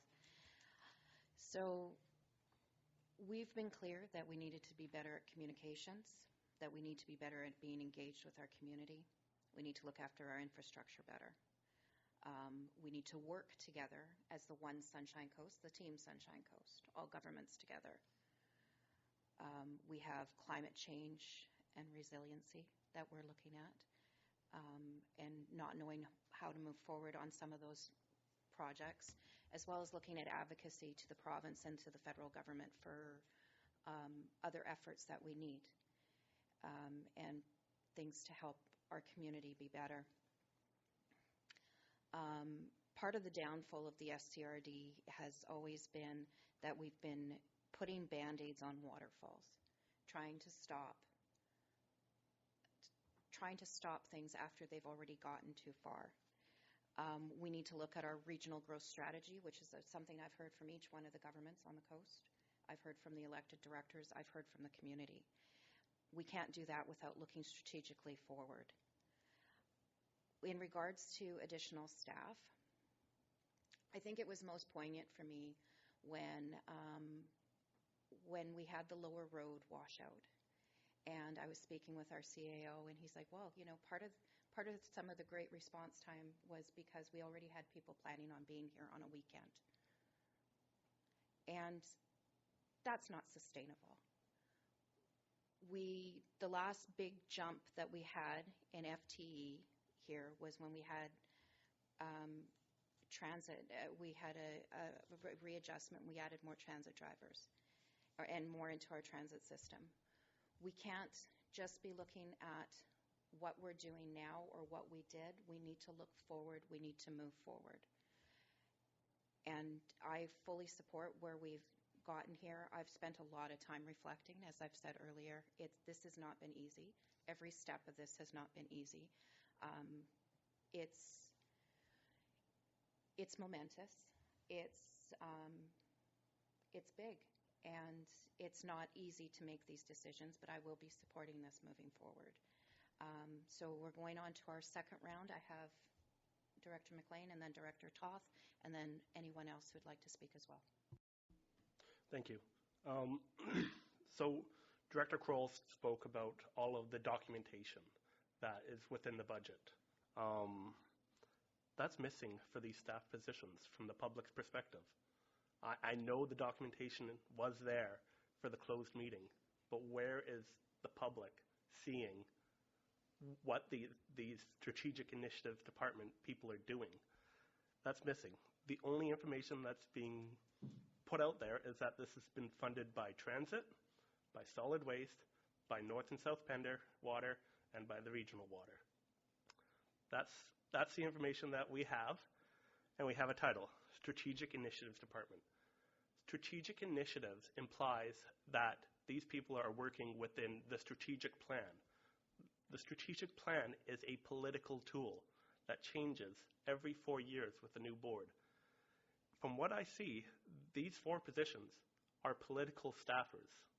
These political staffers will follow what the political objectives are. So right now, we have a great strategic plan. I support that strategic plan. I don't know what it will be with the next board. Will what these people are working on change with a different strategic plan with the next board? Will it change again after that? These positions are way too broad. We need that focus. Instead of putting people to the water service, to the solid waste service, to the transit service, we're saying we're going to have these generalists, this generalist department that takes on many different activities at the board's whim. I don't think that's good governance, and I'd welcome any responses to that. My understanding that these would follow the changing strategic plan with every new board. I'll look over to our HR manager, to Mr. Parker, to address that specific item. Thank you for the question, Chair.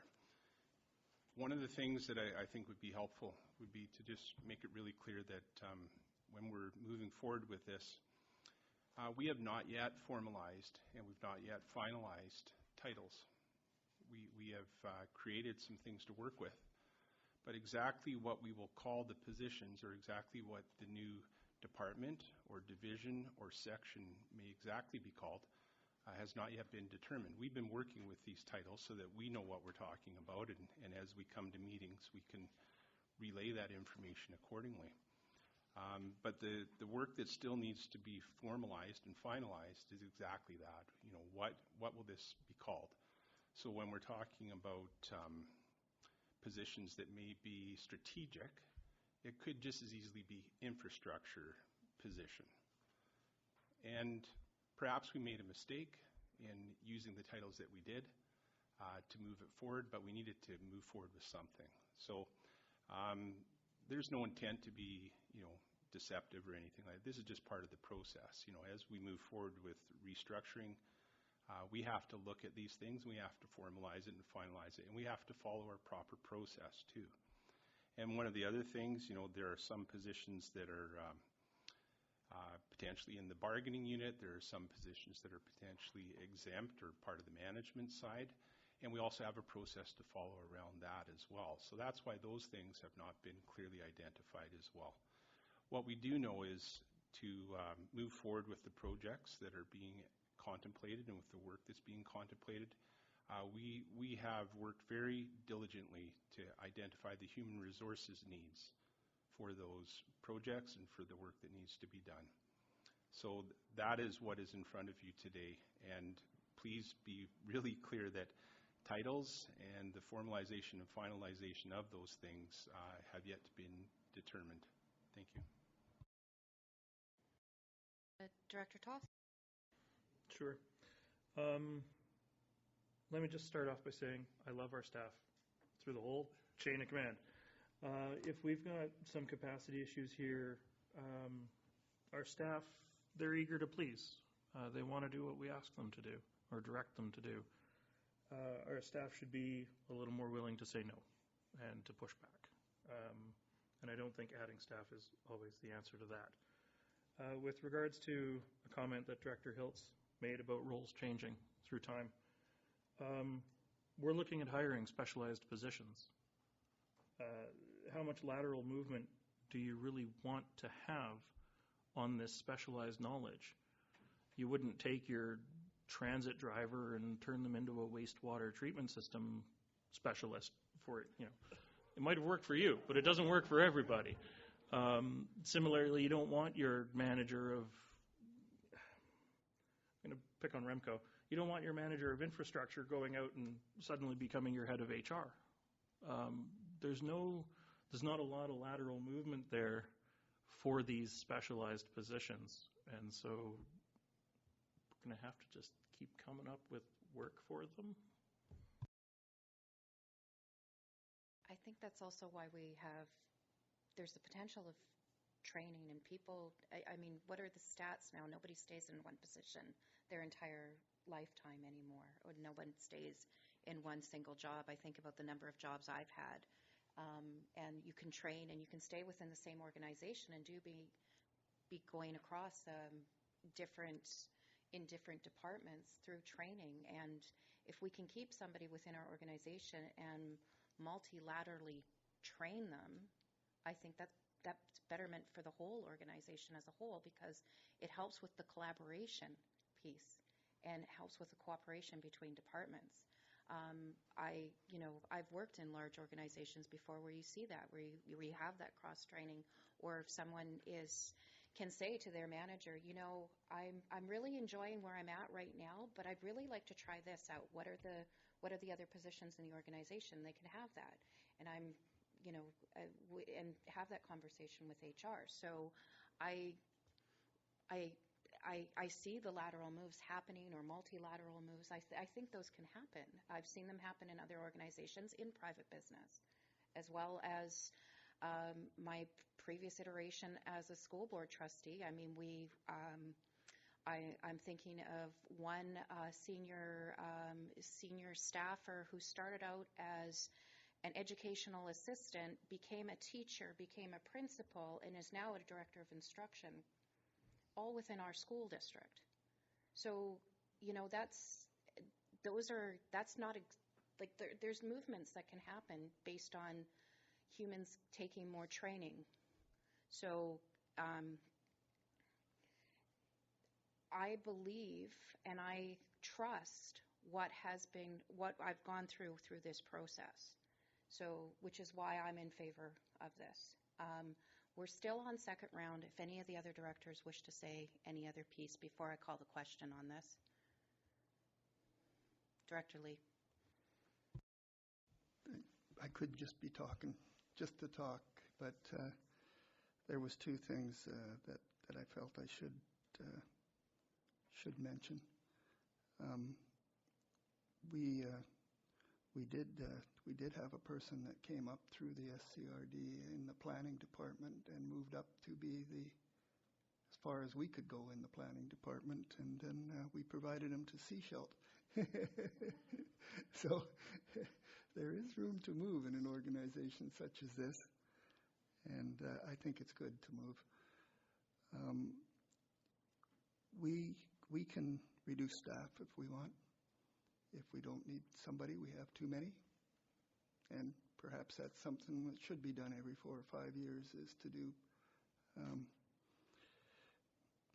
operation reviews. I did do it for a few years. So I'm not worried about staff staying forever. I think we have a problem in keeping the good ones. And hopefully we're hiring a whole bunch of good ones, and we'll be worried about keeping them rather than cutting back. And yes, we have a strategic plan. A strategic plan is a high-level plan, and the projects fall under that strategic plan. And yes, we as directors are tweaking the direction a little bit. I do believe that most councils or boards do that. They have different priorities, and I think it's good that you set your direction. So the name strategic don't scare me, except that I wouldn't want to see someone just sitting there and doing nothing but strategic thinking, but that isn't the intent of those positions. We did talk about work that needed to be done in specific areas for those positions. And again, I was satisfied that they are needed, and very reluctant to add staff. I had to be convinced, and I'm still a little bit from Missouri. I want to see exactly what does happen over the next couple of years. But anyways, that's the path we're on now. So thank you. Okay. I'm not seeing anyone else for the second round.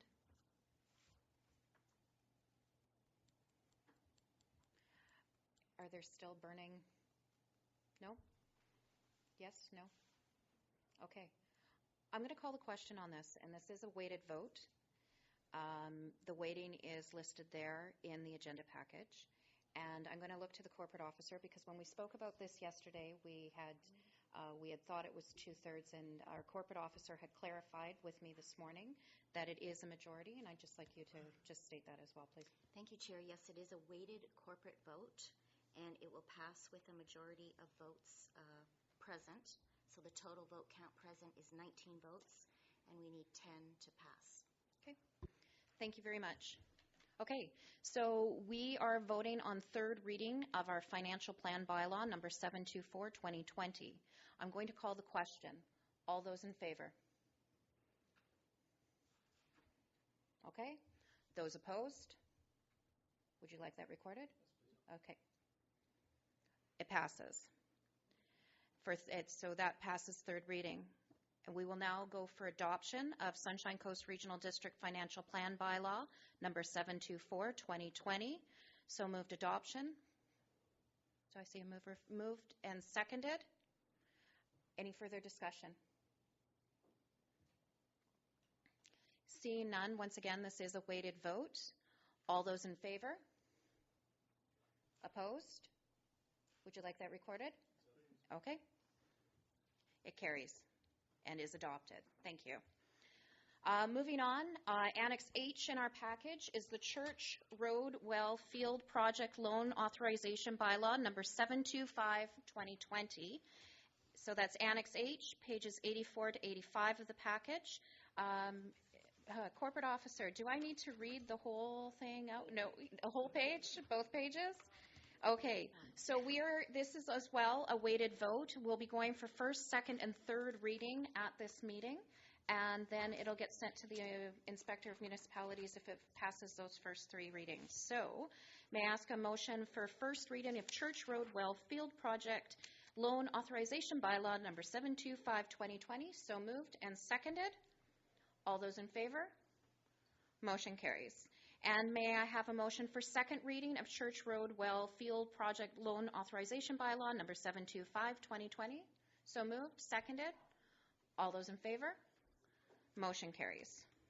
And third reading of Church Road Well Field Project Loan Authorization Bylaw number 725-2020. So moved, third and seconded. All those in favor? Motion carries.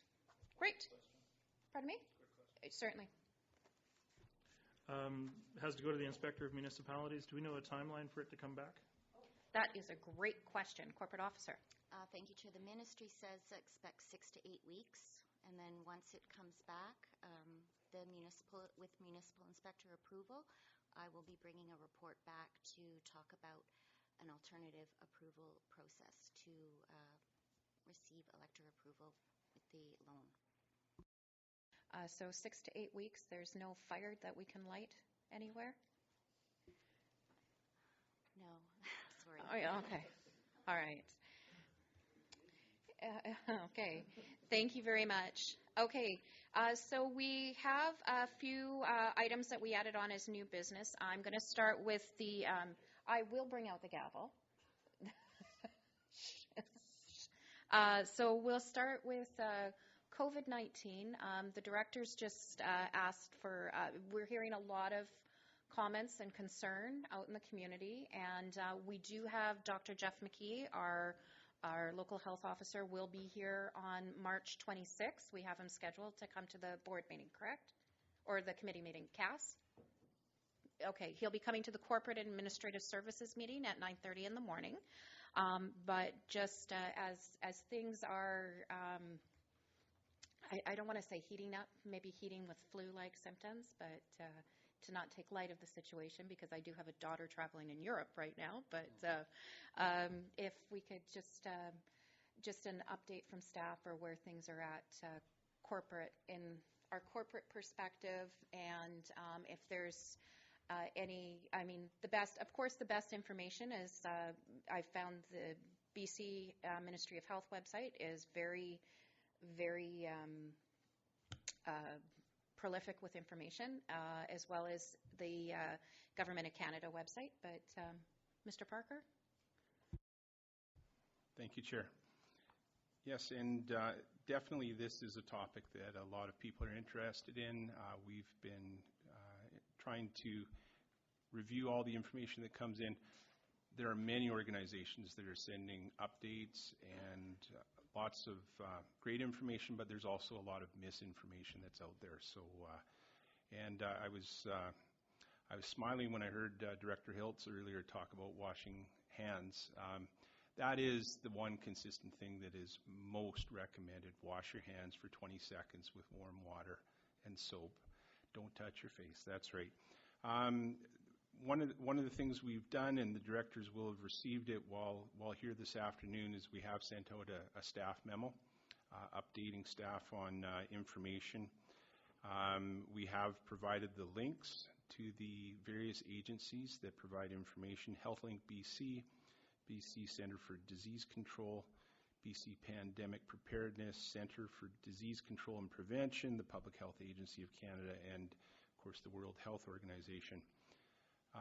We are making it very clear to staff, and this is good advice for anyone who's experiencing symptoms such as fever, cough, or difficulty breathing: stay home, self-isolate, and that is the key messaging as well.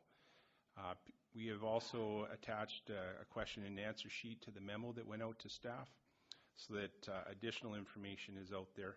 If people are traveling, when they return through the airports, they will be screened at the airport.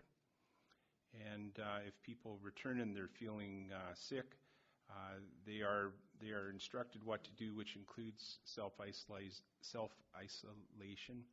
And generally it's periods of up to 2 weeks, and they will be treated in a way where they're actually going to be provided with medical clearance for any sort of return to work. So we wanted to be sure that our staff had access to all this information. So this has been distributed. We've also created a spot on our intranet for staff to access, and as additional resource information comes in, we're populating that site with that information. So that is where things are at. We also have a dedicated meeting tomorrow of the senior leadership team for further update, and I anticipate this is going to continue. The province is responding as well with something very similar to an EOC type of system. It's detailed, so I won't get into all the details, except to say that Emergency Management BC and the EOC process is not for this type of thing. They do not support this as an emergency, if you will, with the same type of funding, for example, as to when other types of disasters might occur. The final thing I'll say is that the SCRD does have a pandemic exposure control plan. We have distributed that to the entire member of the management team, and we have also circulated that now to our 8 different health and safety committees, and we are doing a review of the exposure control plan as well. So that includes a lot of other information, such as what to do to prevent further spread, things along that line. Other organizations are collaborating immensely and sharing information, and we have a very good network of people that are involved in all of this, so we're getting lots of information from various local governments all throughout BC as to the steps that they're taking. At this point, all of our services are status quo, and they're expected to remain so until and unless things change. And we are going to continue to review this carefully. Thank you. Thank you very much. We really appreciate the update, and especially off the fly too. So, well, or not so much, but it's an evolving issue, and it's comforting to know that we already have a number of plans already in place. So, thank you, Director Lee. I was wondering if there's information on what self-isolation is. Do you hang out in the bedroom all day, or are you allowed to wander around in the neighborhood, or is there some place that tells us that? Go ahead. Thank you for the question. It is staying at home. That's exactly what it is. Stay at home. The intent is isolate yourself socially. Don't have people over. There's new norms that are evolving around even how far people should stay away from each other, and the recommendation's about 2 meters now. So if you're going to wear, yeah, I know.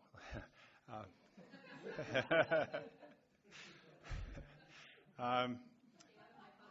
If you're going to wear a respirator, the N95 respirator is the one that is identified as the one that will work. Other masks or things like that, while they might prevent exposure, they're not the same as the N95. That is the one for the job there. So it will prevent droplets or spread that way, but that is the other thing. So, but self-isolation is simply staying at home and avoiding contact with other people, and see how it goes. Director Hilt. Thanks.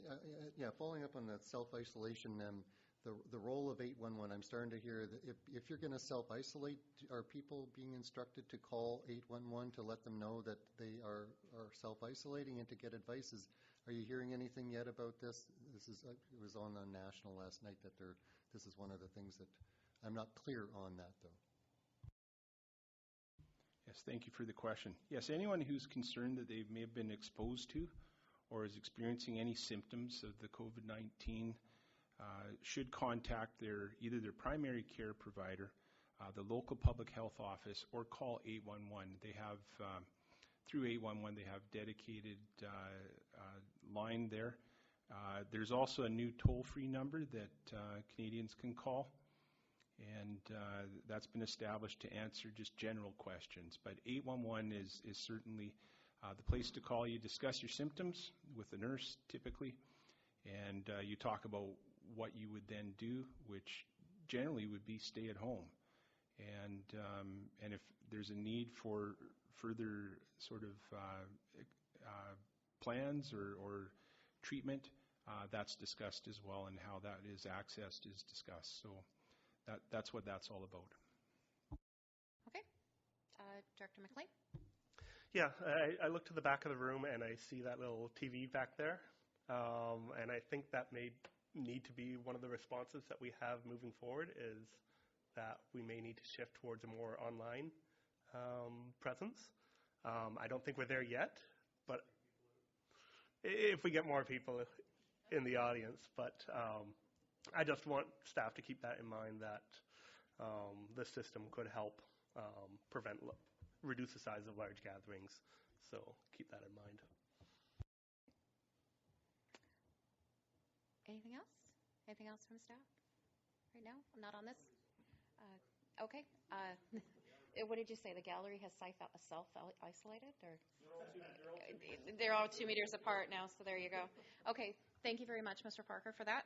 The next thing I have on our agenda is stormwater regarding the follow-up letter to Ministry of Transportation and Infrastructure. And this is something that we were remiss in our last board meeting. We didn't make a motion for a follow-up letter after the meeting that CAO McKinley and I had in Victoria with a member of the name escapes me now, but we had reported on the stormwater management as directed by the board, and we just wanted to make sure that we were closing the loop by doing a follow-up letter. So seeing as we need to do that by motion, it's so moved. Director McMahon, or what do you want it to specifically say?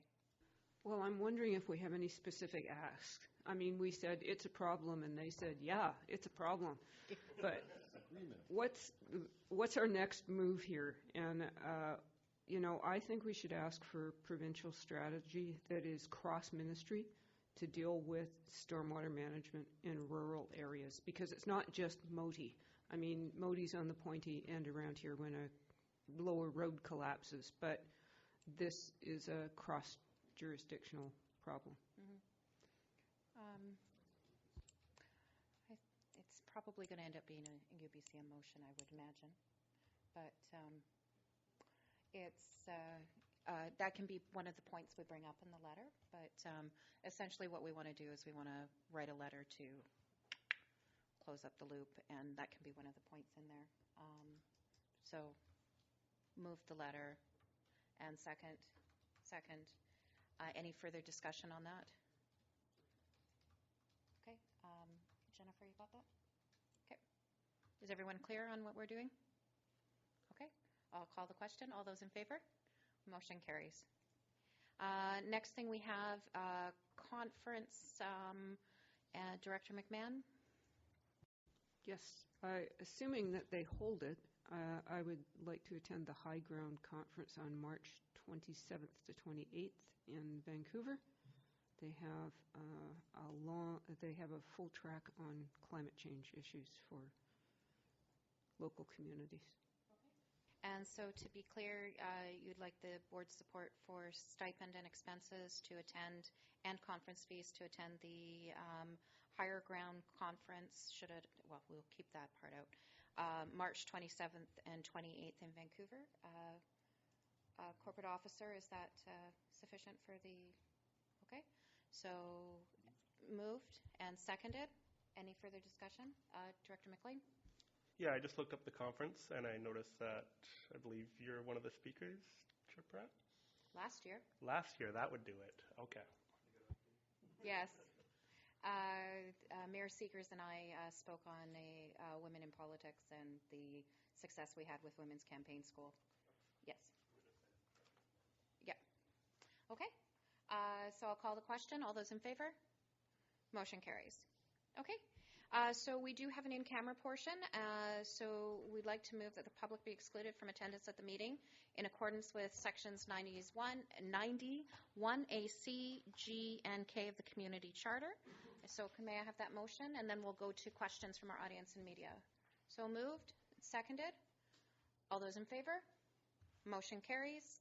I'll go look to the media first. Any questions? Sophie?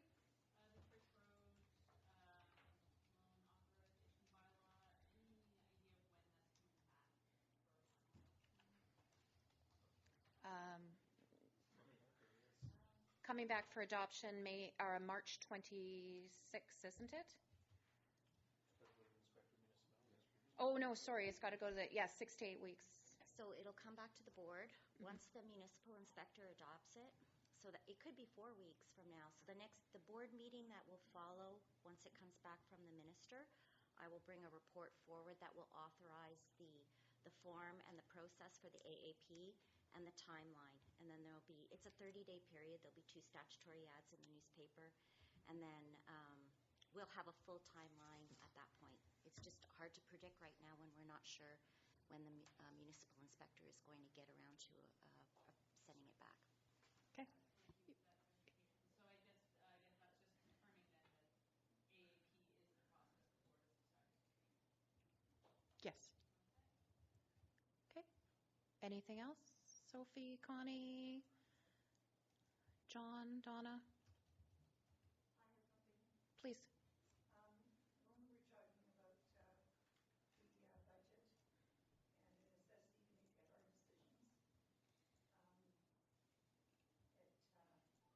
it occurred to me that at my age sometimes there's I used to say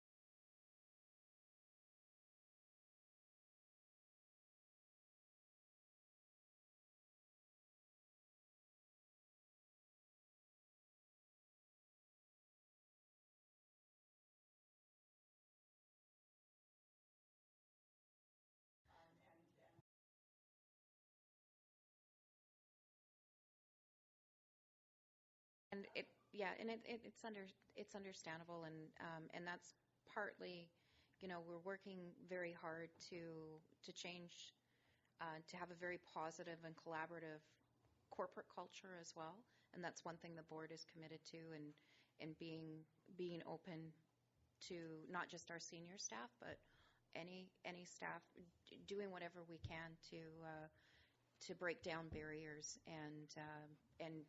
because when we say Team Sunshine Coast, we really mean Team Sunshine Coast. It's not just any one group of us, it's all of us. I have watched, the one thing I also wanted to add was that I have watched what's going on at Gibson's Council. I watched some very, very long time opposed, angry people beginning to get the feel that they're being respected, that questions are being answered in a way that makes them feel that they're not abusing. I mean, it can be done.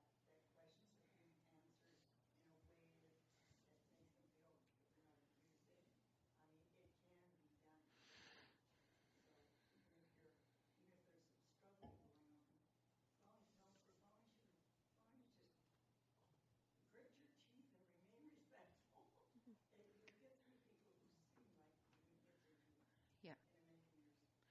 Okay, and I'm seeing hands raising all the corners of my eyes, but I'm going to go to John as a member. I'm remiss, I didn't introduce, we had a director and our executive director here earlier, but perhaps the most poignant thing is we had several directors and probably a dozen of our members who wanted to be here, but of course it's Middle. potential working hours. Yep. And so it's an old topic, but I would encourage the board to consider at least some of these meetings being done in the evenings. If you want to promote further transparency and further input and filling the gallery, might want to go to the evenings occasionally. Okay. Now I saw Director Toth and then Director McMahon. Yeah, in trying to do some, sorry, Director McMahon, in trying to do some research here, I found an announcement that High Ground has been postponed. So I just wanted to mention that. I don't know if the motion needs to be overturned or what, but yeah. I think it'll just stay.